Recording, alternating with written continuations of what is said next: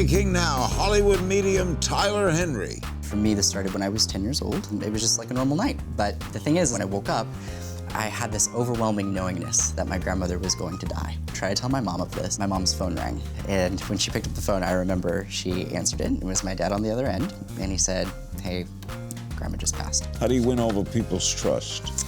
Validation. Putting an emphasis on validation, showing them that the details are what matter to me, the facts, never making a circle fit a square. LaToya Jackson you did, and she put you in touch with Michael? Well, it was fascinating. When he came through, he basically came forward with information that helped describe the timeline of his passing. And she actually validated that much of what I brought forward really was private. Plus, we've been told before by psychics that this building we're in is haunted by a repairman who used to take care of this facility. You get any feeling here? He must be on his lunch break.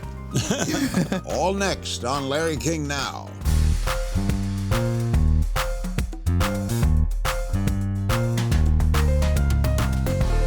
Welcome to Larry King Now. Joining us is the famed clairvoyant medium Tyler Henry, who has helped people from all walks of life find closure and comfort following the passing of their loved ones.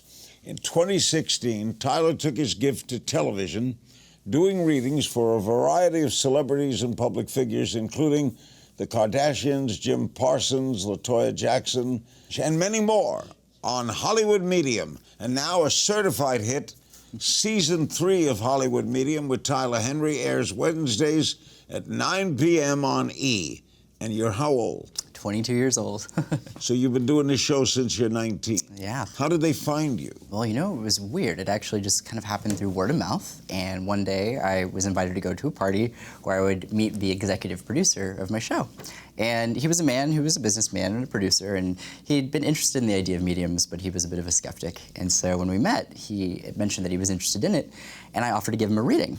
And we met the next day, and I brought through a former loved one of his, a lover actually, who had passed away. And it was just a really emotional, transformative experience. And when he left it, he understood from the mindset of a skeptic more how it worked once he had the firsthand experience. And he thought that it was something that could be helpful, and he pitched it to some friends and mentioned it. Well, and the rest is history. The rest is history, exactly. When did you know you had this gift? Well, you know, I didn't call it a gift, but this really started for me. An ability. I really view it as an ability, but for me, this started when I was 10 years old, and I grew up in a pretty conservative Christian household. We didn't talk about spirits or mediums or anything along those lines, and one night in April of 2006, I went to bed, and it was just like a normal night, but the thing is that I woke up before midnight, and when I woke up, I had this overwhelming knowingness that my grandmother was going to die. And I didn't have a doubt about it. It felt almost like a memory that wasn't mine, as if I was experiencing this knowingness, but I couldn't explain it. And so I went into the room to try to tell my mom of this, and I was upset and thinking, oh my God, I don't know why, I just feel like grandma's gonna die. We need to say goodbye. So I was explaining this, my mom's phone rang.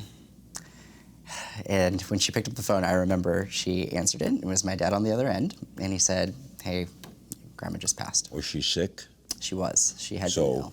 Not hard to think. The timing was pretty specific. I think the timing and the fact that it was only seconds prior to the moments of her last living experiences was pretty keen. Did it scare you? It didn't scare me. I think it just validated that there was a connection between me and my grandma. But I didn't know what that was, and my family didn't either. What is a clairvoyant medium?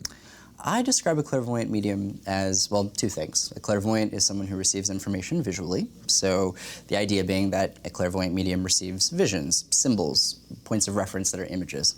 But as a medium, my job is to act as a conduit between this realm and the next, and to deliver impressions that I pick up on that are messages and then get them validated. Why is it not scientifically proven? I think science hasn't been open enough to it, and I think also there's a lot of work to be done in the realm of mediums. A big thing for me when I got into this, when I was 19 years old, I knew that I was going to face a lot of criticism, and a lot of people who had predetermined ideas of what a medium was. And for me, my goal has really been to kind of redefine that by putting an emphasis on validation, on specific information. There's no way a person could know. And those are the types of experiences that leave a person knowing that So you have to do it in a kind of a show business manner. You go to people's homes, right? They take you in a car or something. You don't know who you're going to see. Correct. But have you ever said to a university or someone, Sure. Dr. Ryan died, of course, at Duke, Right. who was studying this. Yeah. Have you ever subjected yourself to professional examination? I've never been asked, but I would be very open to it. You would do that? Absolutely. Gary Schwartz of the University of Tucson actually did a whole series of experiments called the afterlife experiments, and he wrote a book about it and took some of the world's most notable mediums and was able to have some pretty interesting results. So I think there's work to be made on both sides, both the scientific realm and the medium realm. I think science needs to be more open-minded, and mediums need to really convey what they do more in a public sense. I've talked to other mediums, Peter Herkos being the most famous, I guess. Right. Famous. And he didn't like what he had. Right. He didn't like that he could sit with someone having dinner and know things about them. Right. He wished he didn't have it. Do you like having it? I've grown to accept it, that it's something I can't change. And I like what I've been able to do with it. I like seeing people's responses and the healing and the comfort and the awareness. But there is a difficulty with it inherently that comes with it as a human being. And I have to lay my head on the pillow every single night, and my job never really ends. And so with that comes kind of an always... you go a little nuts. Right. It can be very overwhelming, and I have to kind of be able to separate myself and the information that comes through to me. And it's very easy, I think, to get lost in your identity when you're constantly picking up or constantly involved in other people's lives. What do your parents think of it? My parents have been incredibly supportive, but it has taken some time. I obviously told my mom of the initial premonition that I had, and she was the first person to know. But it took 6 years for me to tell my dad. And that was because he was very conservative. And what ended up happening was I graduated high school early, and I wanted to become a hospice nurse. So I went to college, and I wanted to do this, but I also was doing readings on the side. And to be able to do them more, my mom said that I needed to get permission from my dad. So I had to have that conversation with him and explain it. And he didn't even know what a medium was. So. Do you still get premonitions? Not as much anymore in the way that I did. I think that really that was a very unique situation because of my grandmother's death, because it was her. And I feel like that might have been why it was such a unique thing. But there are times where when I go to readings, I'll get feelings, but even before I get there, that tend to apply. What happens when people die?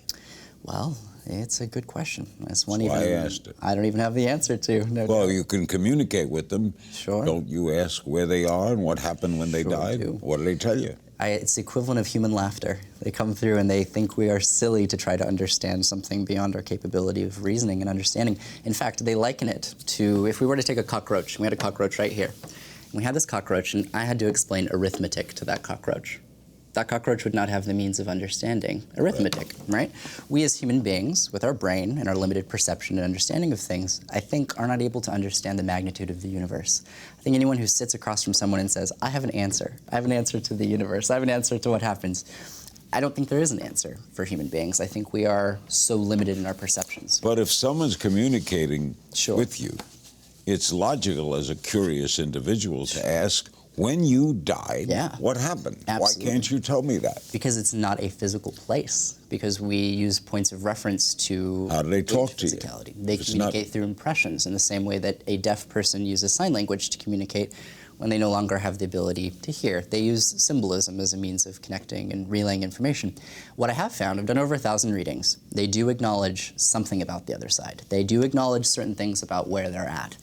The things they have acknowledged are an awareness of the lessons that their lives had, the lessons that they learned in their life, the ripple effect that their actions had on others. They come through with a very keen understanding of a lot more than they did in life from a more enlightened perspective. So that means everyone's out there. Hitler and Lincoln and Stalin, they're all out there. I believe the essence of... Washington and Jefferson. Sure, absolutely, in some capacity. I can only imagine what they'd have to say about nowadays. But evil people are there too.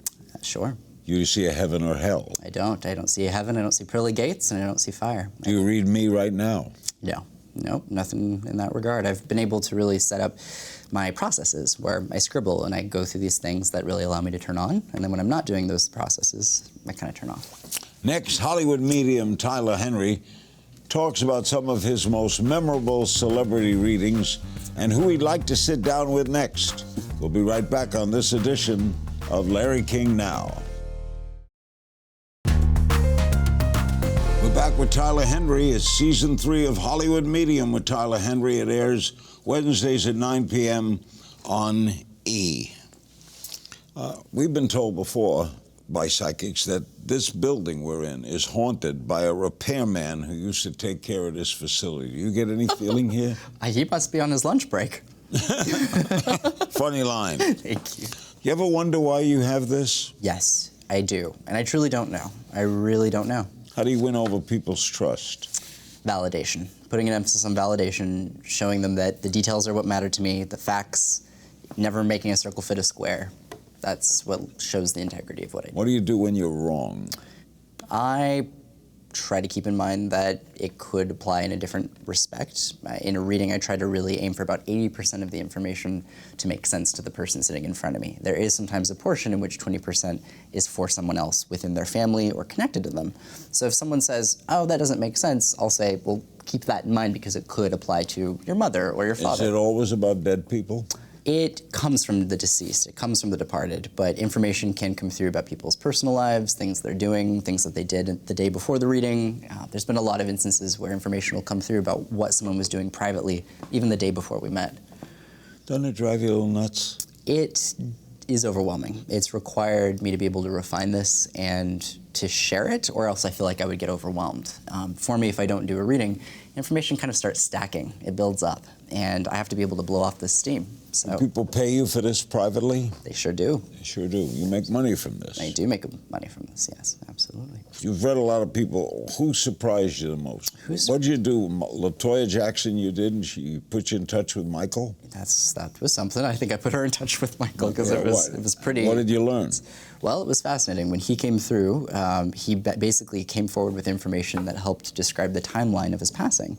And I didn't know this, but apparently it was a mystery as far as what exactly happened to Michael before he passed. And LaToya was curious about getting some answers. So I did my best. I communicated what I felt, and she actually validated that much of what I brought forward really was private. There were some details that were public that were brought forward, and then details that only the family knew that were brought forward. And with all that information put together, it helped her really understand the last days of his life. And that's what reading was. All right. If all these spirits are out there, they're in spirit form, they're not in human form. Sure. How do you connect to him when you don't get crossed up and connect to someone else? They're all out there, right? Right. So that's millions and millions of people. Absolutely. How do you do it, Tyler? That's the thing. It's really more focusing on the living person sitting in front of me, or even if I do an event where there's 2,000 people and I go through an audience, that's even more of a magnitude of people. So I really have to focus on the living person sitting in front of me and focus on what I feel is around them. And I feel like the person is what brings the connection. If you go out and do it in audiences, why can't you do it right here on me now? Well, for me, I have a process that I go about doing even when I do live shows where I scribble. And I have a notebook and a pen, and it takes about 2 to 3 hours in which I go through an entire audience and share messages. So, what comes into your mind that you scribble? So scribbling is really a very important part of my process, and it's something that started in my teen years when I was on the phone with a friend and was actually just doodling, as you do when you're on the phone. And I found anytime I would put the pen to paper, I would just start having a hard time concentrating on what I was saying. Instead was focusing on my friend. Do you know other mediums? Other mediums, yes. There are some that I have been able to meet, have been very helpful. John Edward, I'm very close with. I know John very well. Yes. When two mediums meet, do you go crazy talking to each other? I feel like we really relate to one another because there's so few that really do it in the way that we do. When we return, what's Tyler Henry like when he's not channeling the dead? We'll learn in a little game of If You Only Knew. Stay with us. We're back with Tyler Henry, and since you're on television now, 3 years, do people know you on the street? They do sometimes. How do you like fame? Oh, I appreciate the platform that it is. Where do you go with this Hollywood medium brand? I want to be able to bring it all across the world and be able to help people. I do group events for people in rural areas, and I want to keep it up. How do you help them? Giving them the validation that their loved ones are around, that they're connected to them, and that there's something more. You make them feel good. Absolutely. I'm married to a Mormon. The Mormons believe that entire families are bonded together after they die. Right. Do you find that to be true? That mothers and fathers are together? I definitely find that we reunite with people on some level. I even am afraid to call them people because terminology becomes difficult. I believe we are consciousnesses that continue on. I do believe we have the ability to reunite with certain consciousnesses when we transition. However, when we die, I don't think we're forced to hang out with our mother-in-law. So, yeah. By the way, yes. If you have this, don't you often see tragedies? Yes, absolutely. People who may have been killed. Yeah, every day. People who could tell you who killed them. Mm-hmm. You could help lawyer. You could help law. Absolutely. Do you? It's a big question. I've had a lot of outreach from people who've lost family. There's times when I'll do a reading and I'll get pulled into a missing person situation. But information isn't like the sixth sense. I don't see dead people walking around who say, this is my name, this is my social security number, this is who murdered me. It really doesn't work that way. Why is that funny? Yeah, because it's such a misconception. It's such a silly idea that people have that what I do is so different than what I actually do. And so I think even people's skepticism is misinformed sometimes, because what I claim to do when I sit with a person is to relay what I see, hear, and feel. And that's it. And it's not like I see dead people walking around and I'm going to sit down and know who murdered them. But there are times when details will come through that actually do relay information around someone's death. Sometimes what happened to them, and sometimes even details have came through about names of people that were around a person when they died. So it's absolutely feasible that it could be applied in that way. Police called on Peter Hurkos when the Boston Strangler was loose to find out, and he went down the street and he went into a building, and this guy had the pictures of all the people that the Boston Strangler had killed. Right. It wasn't the Boston Strangler, but he communicated with something. Right. Don't police call you, we've got this guy who's missing, or this guy is accused, to try to communicate? You could help. Sure, not yet, but I'm open to it. My lines are open, and I'm here if they're interested. You think you could do it on a fraud base? I mean, you think you could hoodwink people because they want so much to talk to Grandma? I think my validation speaks for itself, and I think my reading speaks for themselves. I tell people straight up, anybody can tell you your loved one loves you, but it's the details that come through around that connection that validate that that person is. Would you tell them if their loved one hated them? See what I never mean, happened. Tyler? Yeah. Never happened. Never happened. You never had an uncle who said, I still hate my nephew? Never happened. Come on, Tyler. Yeah, the dead are not alive, so they are not human. They are not like us in the way that But they can communicate to you. So why can't they tell you? They could tell you, I love my son. Sure. Why can't they tell you, I hate him? They don't see the point in hate. But they can do the point of love. Sure. So they know love, but they don't know hate. They know both. They just know what matters. You got to explain that to me. They're able to communicate from their perspective and understanding of to them from where they're at what really mattered in their lives, what we need to focus on as people. They don't see a purpose in hate. They come through and certainly will acknowledge this happened, this had this repercussion, but it's never came through in a way where anyone came through spiteful. We play a little game of If You Only Knew, Tyler. Fun. What was your funniest fan encounter? Whew, I have to think on this one. There's been quite a few, actually. A woman handed me a sock of her husband's once in a supermarket. And she was like, can you get anything off of this? And I'm like, A, why do you have your husband's sock? And B, is he deceased? And she's like, no, he's alive, but do you get anything? And I'm like, I'm sorry, so. You ever have a reading that frightened you? Probably not. Reading you'd like to do again? Boy George. Boy George would be fascinating to do Why? again. He came in and admitted that he wasn't the most open. I was able to make some connections to a friend of his who'd passed, and after the experience, he looked back at it and realized that, you know, he was kind of defensive. He had a guard up, and he even said he'd like to do it again. So that'd be Guilty pleasure. Guilty pleasure. Popcorn. Best piece of advice you ever got? Know your truth and use it. Biggest risk you ever took? I think there's an inherent element of risk anytime I do a reading. Biggest misconception about the life of a medium? Biggest misconception about the life of a medium would be that it's like The Sixth Sense and that we see dead people walking around. Did you see the movie? I did see the movie.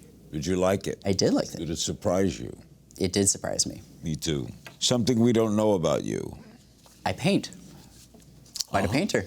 Paint dead people? Not dead people. Okay. I like living things more. Maybe dead flowers. Best place to do a reading? Oh, best place? Someone's home. It's intimate. Something you long believed to be true and then realized wasn't? Santa Claus, but that was probably till like age 7. Time period you'd like to travel back to? 1950s. They had good style. Someone from history you'd like to read? Edgar Allan Poe. Tyler Henry in 10 years? Hopefully helping spread awareness of what I do, hopefully continuing to validate what I do, and helping people. And Want to get married and have family? I would love that, absolutely. In our final moments, Hollywood medium Tyler Henry will answer your questions from social media. That's next on this edition of Larry King Now. We're back with Tyler Henry. I understand in your program they put you in a car and take you to a celebrity's house. You don't know where you're going. That's correct. So if you go into George Clooney's house and it's George Clooney, you know a lot about George Clooney. Correct, yes. So that gives you a heads up. You have a I mean, if I were communicating with his career, it would be different, because that's what I know about George Clooney. But the thing I love about this is that there's so much that's so intimate and personal that comes through about these celebrities, things they've never talked about in interviews, things that can't be researched or Googled, and they know because they're the first to Google themselves. So I found that, yeah, it's really the personal details that come through, even if it's a recognizable face. Some social media questions. LB Cutie on Twitter. Do you ever have days where you can't turn it off? Is there ever a silent time? And if not, does that worry or bother you? There's actually days where I feel less connected. So I have like my baseline where I'll have like my normal, like, oh, I feel normal today. But there's actually some days where I feel like I'm kind of fuzzy or not as connected, in which case I'll actually take the day off. So it's quite the opposite. Flossie Shell on Facebook. You seem to have rightly predicted the unfortunate relationship issues that Khloe Kardashian recently had. Have you spoken to Khloe since then, and would you give her another reading if asked? I have not spoken to Khloe, and yes, I would. At Park Slope on Twitter, how do you get rid of an annoying or angering spirit? Yeah, great question. Some people do feel like they have spiritual activity in their homes. I personally have not really experienced that to be the case. Maybe 1 out of 1,000 cases actually has legitimate activity.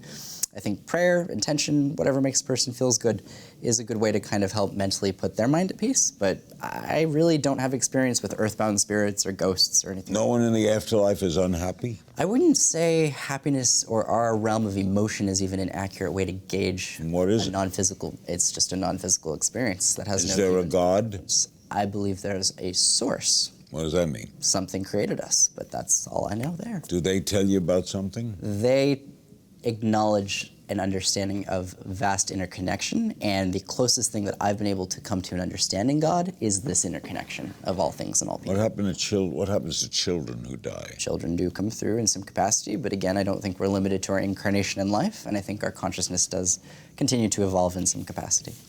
At Christopher Creed on Facebook, have you ever spoken to someone in the afterlife who didn't want to speak to you, who told you to go away?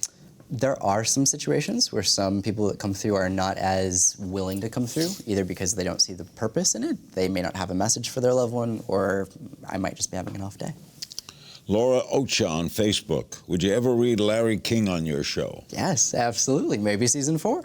Okay, you'll come to my house in season 4. I would love it. We will welcome you. Oh. Nancy Sands on Facebook, can you read other mediums, or is that impossible? Yeah, absolutely. It's definitely possible. It's impossible or not impossible? It is possible, absolutely. I just don't tend to read mediums. Morgan Shave on Facebook, do you ever get sick of being called a medium wherever you go? You ever want to ditch the label? Never. For me, it's my life, it's my calling, and it's the one thing that allows me to help people. Danette Maro Voglio on Facebook, how often do you read yourself? Very rarely, because I pretty much can't. A big part of my process is not having bias, and so I have to really be present. I have to kind of put to the side my own thoughts, feelings, and emotions. And so for ourselves, we're inherently biased, and it's hard to read ourselves. Paula Williams on Facebook, can you read pets? Yes, pets do have an energy. They do have a consciousness. I believe it does continue on. So wait a minute. So you got a live dog. Sure. You sit with the dog. Yep. Who communicates to you? It's a good question. It would have its own form of energy around it in some capacity. Absolutely. So a dead dog? Sure. Absolutely. I think the bonds but what do they say to you? The dogs don't speak. Sure, but it's not speaking. I mean, none of these people are coming through, much again like the Sixth Sense thing. They're not coming through talking. It's all through an essence of feeling. What I found interesting in actually season 2, I did a reading. A woman handed me a man's bow tie. I was holding on to it. I got the name Frank. Ended up being her dog Frankie's bow tie that she used to put on the dog. I didn't hear barking, but I also didn't get a whole bunch of additional information. It was more just a feeling of love, a feeling of companionship. It came through in that way, more as a feeling and not necessarily anything verbal. Oh, let's break it down. The spirits do not talk to you? Not yes, correct. Not. So if they don't talk to you, yes. How can you tell the living person what they're thinking? They use my body, basically. Think of my body like a canvas, and they paint the picture. And they do that through very subtle changes in my body. So I might be sitting with a person, and I'll close my eyes and I'll scribble, and I might get a physical sensation that corresponds with how someone died, for example. So I might get a feeling of like sadness and then get a chest pain. And if I get that, I'm able to think, okay, I'm getting sadness, I'm getting chest pain. This person probably dealt with some sadness while having some chest pain. And then I put the two and two together, and then I notice any changes in my body. By interreading hundreds of images, and feelings can come through. So I would gather you don't fear death. I want to live for as long as I can. I don't fear death. I don't love dying, the idea of dying. I don't want to be there when it happens. Yeah, Woody Allen. Yes, exactly. Thank you so much. A big thanks to my guest, Tyler Henry. Hollywood Medium with Tyler Henry airs Wednesdays at 9 p.m. Eastern on E! And always you can find me on Twitter at King's Things, and I'll be in the 4th year. Yes. See you next time.